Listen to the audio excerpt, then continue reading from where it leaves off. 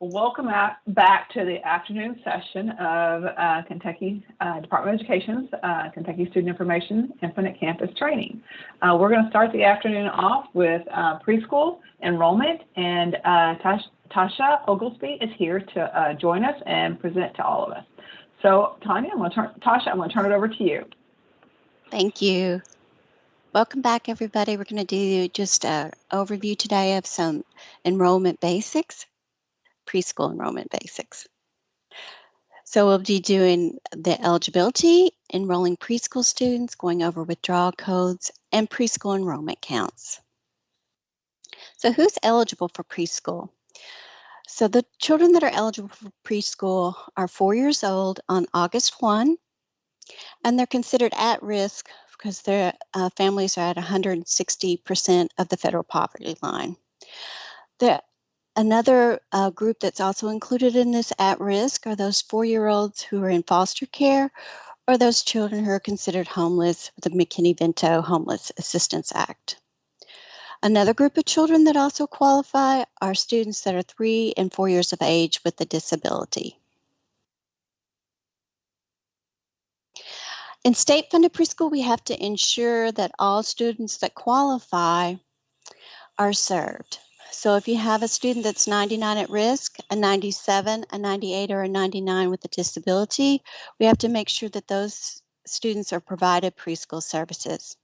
Now, districts can offer placements for children that are over income or other children that they see need, but they will not be funded through the state-funded preschool.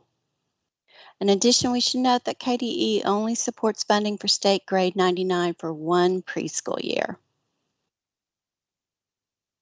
We're going to walk you through the basics of enrolling, and we're going to start with that enrollment tab.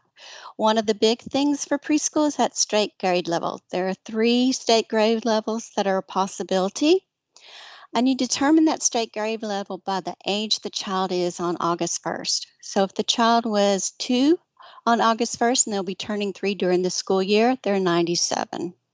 If they were 3 on August 1st, they're 98, and if they were 4 on August 1st, they're 99. Also, you should note that if they have a birthday during the year, their state grade level does not change.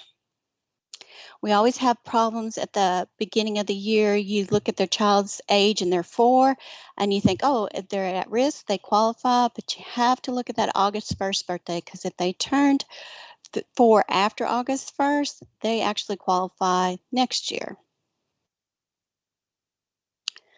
Moving on down the enrollment tab, there are 2 service types that typically apply to preschool, the N and the P. The N stands for children that are only receiving special ed services, not preschool services. So maybe mom brings them in for a speech session. The P is typically what we use, and those are children that are enrolled in preschool services. They may also be receiving special ed services, but they are enrolled in the preschool classroom. On down the enrollment tab, there is a state exclude button. Districts should not check state exclude on any early childhood enrollments. This box completely removes you from state funding resources and also state funding reporting. So things like the report card. I'm going to move over to the preschool service tab. Districts are required to create a preschool service tag for all state-funded students, grades 97, 98, and 99 served in a preschool setting. And this preschool service tab is one of our main sources for collecting data for preschool funding. So it's really important that we get all the information on here correct, and we're going to walk you through step by step how you do that. So the first thing you do is you just check that Add Preschool Service button. You have to make sure that you do not have duplicate preschool records for that year. Sometimes you start working on it, you come back and you start create another one, and you've got a duplicate tab, and that'll pull you out of the funding count. So first thing you do is you're going to select the most current enrollment, and then you're going to go down and add the start date. We always get questions, well, isn't the enrollment date and the start date the same thing? Well, it can be.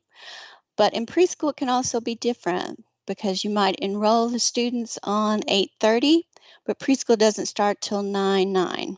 So the first day for preschool services was 9/9, so that start date would be different. You have to also make sure that your start date has to be after your enrollment date. It can be the same as your enrollment date, but it has to be at least the same or after. You move on down that Preschool Service tab, there's Preschool Types. And this section is how we pull children into funding categories. We're going to go through each of those funding categories to make sure we each have a clear definition of them and we know when to check those boxes. So the first one is state funded with disabilities. And this is a child who has an active IEP and is served in the preschool classroom. This category should not be checked until the student has an active IEP, and I'll tell you why. You check it and they don't have an IEP yet, but you're working on it. Well, it's already been behind the scenes flagged that there is not IEP data. So you're probably going to have to, once you get your IEP started, you're probably going to have to go in and check and uncheck. So it's just safest, don't check that box, state funded with disabilities, until you have an active IEP. If those students are grade 97 or 98, that's all they need is that state-funded student with disabilities. If they're a 99 with a disability, they also need an income level box checked. This is so we can report state and federal mandated reports of how many children are at income and how many are over income with a disability for our 4-year-olds. So for those 4-year-olds, you check that state funded with disability. You either check state funded at risk, that's that 160% of the federal poverty line, or you check over income preschool. Moving on down to Headstart. A Headstart student may attend school in your district building. These students could be receiving lunch, you might be providing transportation or intervention. Mark these children as Headstart, but don't mark anything else on that preschool type. Preschool students marked as Headstart will not be calculated in the preschool funding count. State funded at risk, we kind of defined this earlier. This is a child who's 4 on or before August 1st. They meet that 160% federal poverty income line. This is only for children who are 4 years old. If they're a 3-year-old, a 97, a 2-year-old, 98, a 3-year-old, they do not qualify for that category, state funded at risk. This is important because KDE, they only fund one school year under the state funded at risk category. So only those children who are 99 should have this box marked. Headstart Enhanced. These are children who are qualified for preschool, but they're also receiving enhanced Headstart services. So they have documentation that shows they're receiving preschool services and the additional Headstart services. They could have a family liaison who's working with them to get their immunizations done. There could be a Headstart sponsored parent university at night that they're attending, or there could be wraparound care. But they are also receiving preschool services and Headstart services. A child may not be enrolled or counted as a Headstart student and a Headstart Enhanced student. Headstart Enhanced students cannot be counted in your Headstart full utilization number either. So when you select Headstart Enhanced, you also need to tell us how they qualified for preschool. So either they are state funded with disabilities or they're state funded at risk. Over income preschool, this is a household income verification for students who qualify for the disability and are age 4. This helps us redo our federal and state reporting. It's not to be used for children that are 97 or 98s or to document students that you extend placements to when you have space available.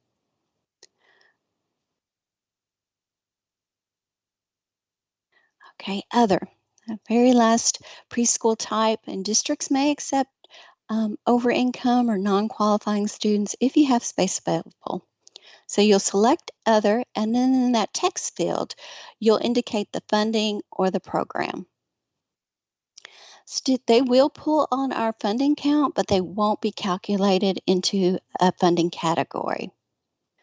Some of the resources that people use to fund these additional children, Title I, grants, district funds. We typically sometimes we see Universal Preschool, which is the one I pulled for you today.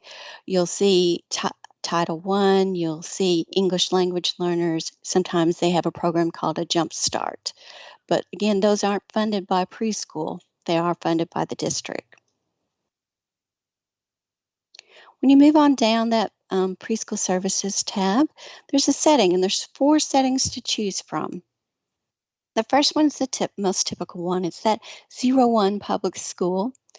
This includes most children who are enrolled in preschool, even those children, if your school has to close for a while and you're offering virtual services, you're still serviced. The setting is still a public school setting because your preschool teacher is providing those services.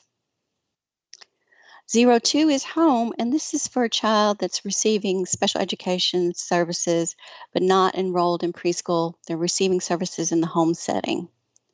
This child will not pull on the preschool enrollment count. They'll only pull on the IDEA Part B funding count.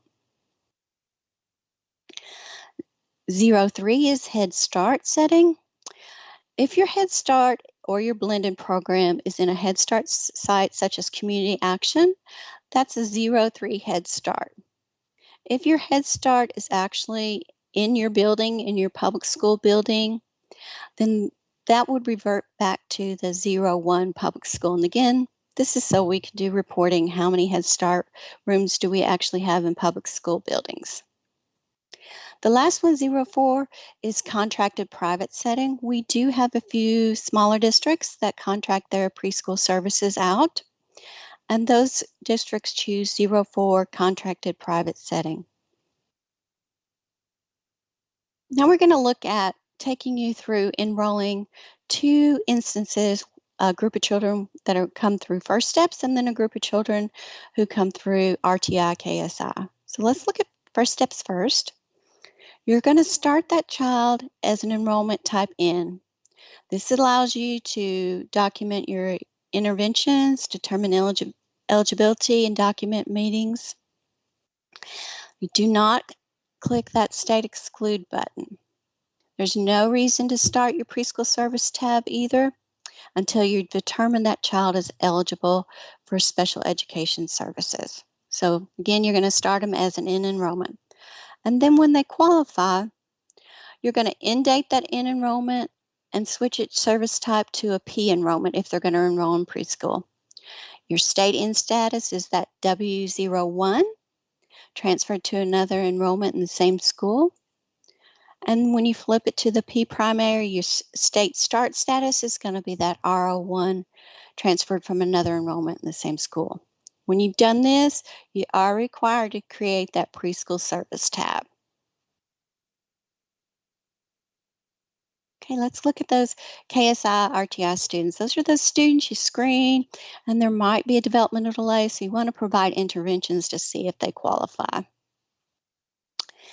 If that child is going to receive interventions in a preschool setting, in a preschool classroom, you can go ahead and give them a preschool service type of P. Now, if that child is going to be in another setting, say your district has created parent intervention packets, or the child care setting is going to monitor the child based on your criteria, the child would be an N setting. So another setting, that's an N service type. No matter whether that child has a P service type or an N service type, on that enrollment tab, we need you to write and start comments, KSI or RTI. And this one that I pulled for you for this presentation, they actually wrote determining eligibility on their start comments. Okay.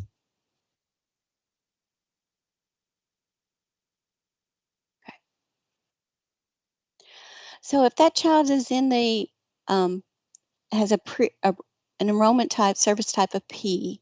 You do not need to start that preschool service tab. However, there are some districts that like to go ahead and start it so they can document how many children they have in RTI. If you do that, then you need to check Other, and in that text field, you need to write RTI. And in the one I pulled from you, they actually put what they were doing interventions for. In this case, it was RTEC. So that's if they have a P enrollment, you do have that possibility of creating that preschool type. If they are an in setting for that KSI student, do not start that preschool service tab until that child is eligible for special education. So then what do you do when they qualify? Well, if they had an in enrollment, they kind of follow the same path that we took on the First Steps child.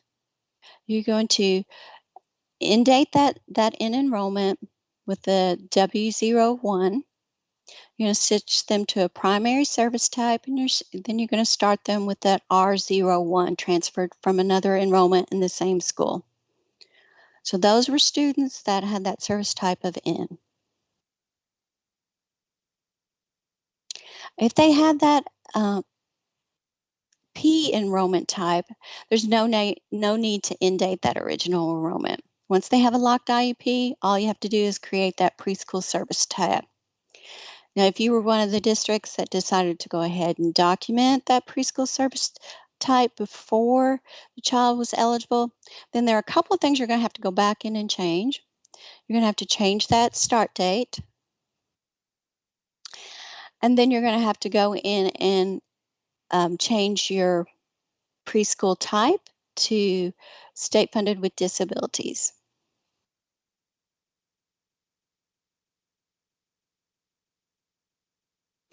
Okay, so if a child did not qualify, you're going to close their record out with a CO1 code. There are other options though. Some districts decide to go ahead and let that child stay. If that's so, you need to create that preschool tab, check Other, and then write in that text field.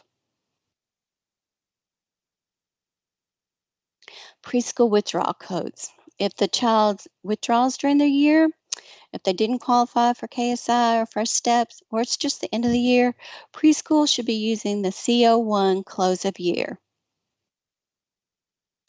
I know typically in the past we've used a W17 withdrawn. This is no longer to be used by students in preschool.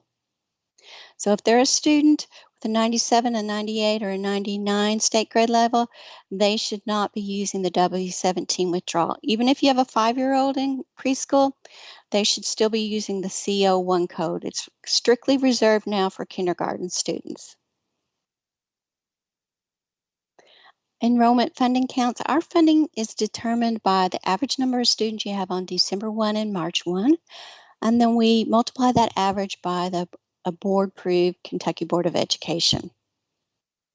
So it's essential that all children are enrolled on December 1 and March 1, and that we're looking at the areas in Infant Campus that we pull that information. So your enrollment tab, your preschool service tab, and if they're a student with a disability, that special education tab, and also making sure that IEP is locked. One of the tools we have in place is the preschool enrollment count. And that allows you to pull your students and see who is actually on our records. The path to that is KY state reporting, KDE reports, and preschool enrollment count. We'll walk you through quickly how to do that.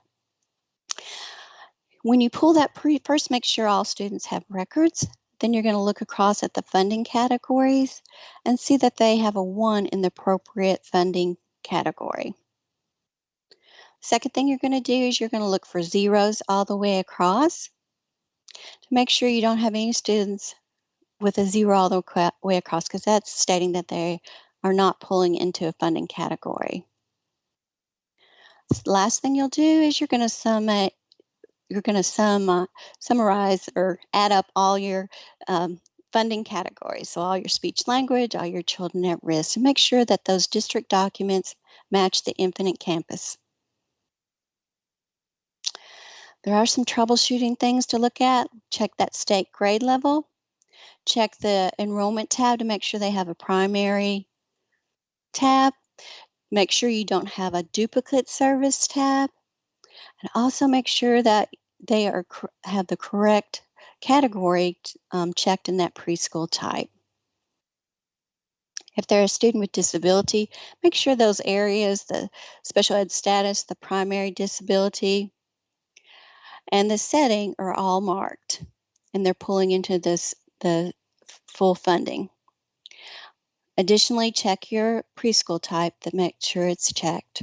If they're a student with a 99, remember they have to have that income level checked.